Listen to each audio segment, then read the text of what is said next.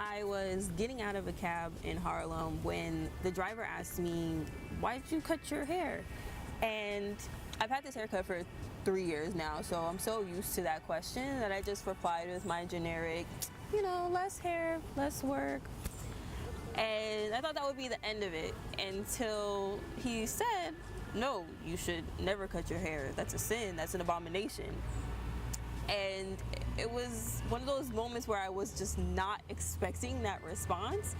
And so I just kind of sat there looking speechless. And my mom finally came around with the groceries and broke that awkwardness, thank God. I won't lie, I'm pretty confident, but it hurt my feelings a bit. It bothered me. On one hand, I thought, what if this was my first encounter with Christianity? What if I had no idea what God was about, or about his love or his grace, or about Jesus' sacrifice for me on the cross? And then on the other hand, I think it triggered a bit of an insecurity for me, which is, am I Christian enough? You may think I'm more Afro-punk than Sunday school, and will actually attend both. You won't really catch me in pink syrup pastels. I mean, there's nothing wrong with that. I do love dressing up though, even though my mom hates it when I wear my Doc Martens with a dress. So here I am, shaved sides and, nose rings sometimes, usually rocking combat boots. And it's not an act, it's not trying too hard to be different. It's what's genuine to me. And I acknowledge, though, that I don't exactly fit the mold of what a Christian looks like, whatever that means. As a pastoral counseling student, I can recall some of the interesting looks I've gotten.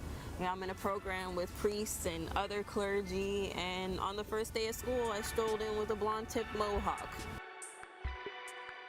Sometimes I need a reminder, but what my experience has taught me is that I don't need to fit a mold to be deserving of God's love. And that applies not only to my appearance, but also the pressures and the expectations that I place on myself.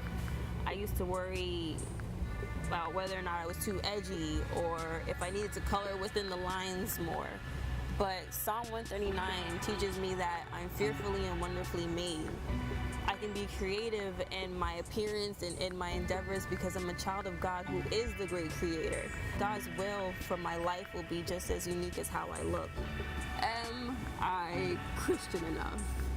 I realized I was asking the wrong question. The real question I should have been asking myself was if my life exemplified the teachings of Jesus, and was I producing fruit, which he said we would be known by.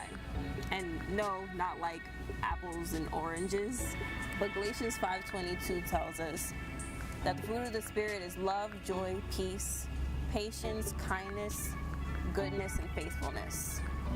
I remember one day seeking God on how I could become a better Christian, and soon after that scripture came to me, believe it or not, on the license plate of a car. The whole point is that beyond talking the talk or looking the look, Christianity is about walking the walk. You don't have to brag or boast about your fruit or the results your life produces, because it speaks for itself. So if you're struggling with doubt or insecurities because of the way you look, or maybe you just feel like an outcast, remember that people look at outward appearance, but the Lord looks at the heart. So, am I Christian enough? Well, that's a matter of my heart, not my hair.